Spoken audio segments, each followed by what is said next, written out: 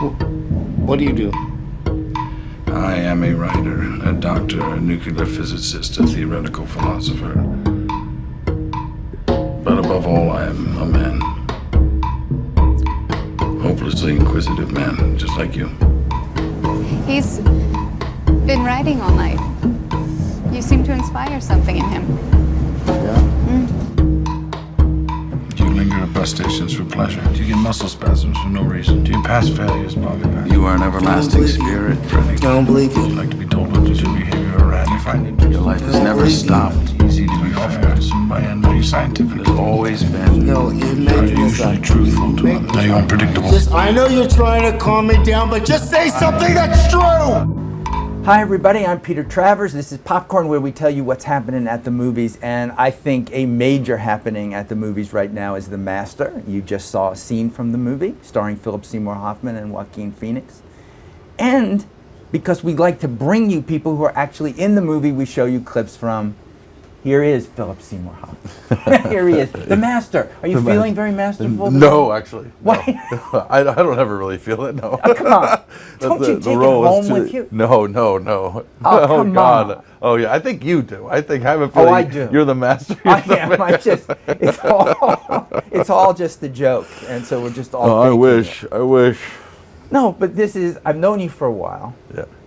You are not this guy who would start his own cult religion and have people doing all this. No. So when Paul Thomas Anderson says, "Phil, I want you to be the master," what do you say? Well, I think the thing is that this character be as accessible as possible, that you don't, that when you meet him in the film, and that when you get to know him in the film, that you don't judge him so much. And I think we succeeded at that you actually take him in.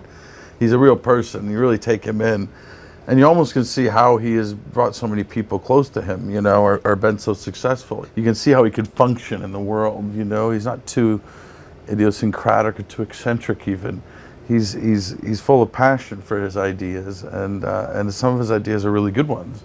And so there was these things that we really wanted to, capitalize on instead of the oddity of him. Mm-hmm. And so I think that's probably why one of the reasons why I think I was brought on board for the part in a way, and so that's what we did, It wasn't. I never really looked at it like a guy who was the head of a cult or a head of a religion. Even I was a movement in my mind, It was a very successful movement, and I think that is what it is. And I think what it is that the film kind of gets it right at the point where it's starting to go bad, Something's starting to twist in a way, and it might be turning into a cult, might be turning into more than just a movement. But at the time when you meet him, he really is the head of something that's working, that people are excited by, and therefore you have Joaquin walk in there too, and he is taken in by that too, because he is affected by what he's doing, and you actually see that in the movie. You actually see that happen, which is one of the great moments in the film. You actually see what the guy can do, and what he does with Joaquin, and how it's a transformative moment for both of them. I should get it out of the way. The whole idea about this being the Scientology movie, and that you playing L. Ron Hubbard, which you're not playing. Yeah, people. I think it'll be pretty clear once people see it that it's anyone who's seen L. Ron Hubbard footage or anything, that I'm not even trying to play L. Ron Hubbard at all. In fact, I'm thinking about many other people are actually in my mind, which I don't want. There's a little Orson Welles and there's a little Orson Welles. There's a little, there's like just certain kinds of people that would have that kind of gravitas, really, personality, that kind of ambiance, that kind of aura, and because the film isn't, it's influenced or inspired by probably some events around Scientology, but ultimately it isn't a film about it. And so I didn't want to err on that side, because that would have been confusing.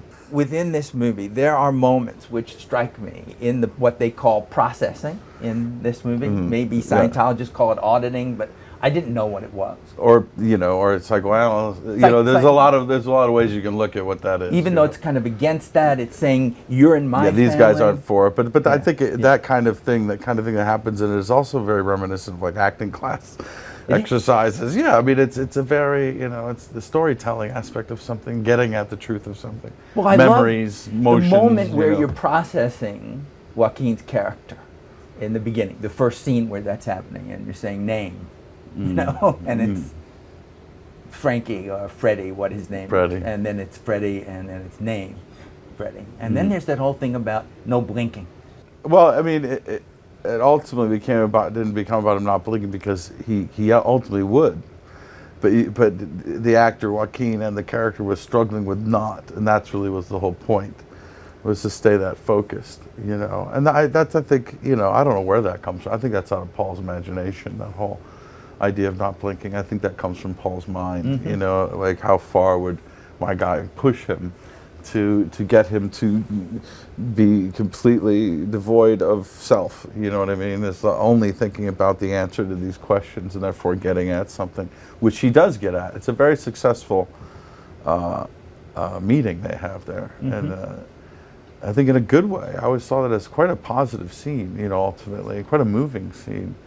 That's why I say it's not so much, again, you can relate it to Scientology and its relationship, but I think you can relate it to many things.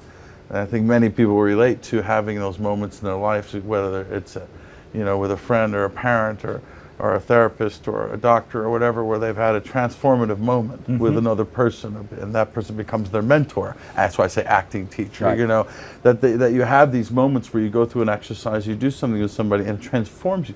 You think, oh my God, I didn't think that could happen. Oh my God, I didn't. And that's what happens in the film, you know, and how powerful that is to an individual. But does that mean now that they will be connected for life? Does that mean now, you know what I mean? There's a lot that goes with that. Well, I don't think the movie tells you. No, because it's not supposed to, because life doesn't really. Life doesn't tell. Yeah. But movies are, to many of the audiences, they like to be told. They would like this wrapped up in a pretty ribbon. Sure. No, this is a story about that it's never it's not going to be wrapped up. It's not going to happen. I mean, so you and Joaquin didn't know each other. Before the film, I had met him a couple times, you know, but no, we didn't know each other. You know where I see the two of you together? It's when you won the Oscar for Capote. That's right. And if you're watching it at home, you see the nominees are, and then it's Joaquin Phoenix in Walk the Line. So he's Johnny Cash. Yeah. You know, you're Truman Capote. Yeah, David Strathairn is Edward R. Murrow. That's right. It's everybody. It was a real autobiography here, wasn't it? It was just a lot of that happening. So is there any competition that you guys feel when you started working on The Master? Did you even talk about this? God, no. Never comes up. No, never comes. Our history, we were acquaintances, but it never came up. It was weird. He doesn't burn with resentment over. No, God, no. God, it would be. We'd know. You'd never be able to go on in this profession if you let that stuff get to you. But it's anyone who's, you know, that's just the way it is. But no, but what is interesting is that we literally met each other on the first day, like rehearsal, whatever, or talking about it, whatever we did. Never talked about any time we had really met before. You know, it might have come up like in general terms, you know. Oh, you know, that group of people or that, you know. But it was weird. We never specifically talked about meeting or any times we had actually talked together, which was kind of great. I'm so scared right now. I can't even tell you. I'm petrified. I've reduced Philip Seymour Hoffman to a jelly mass of fear and loathing, probably too. That's coming into that.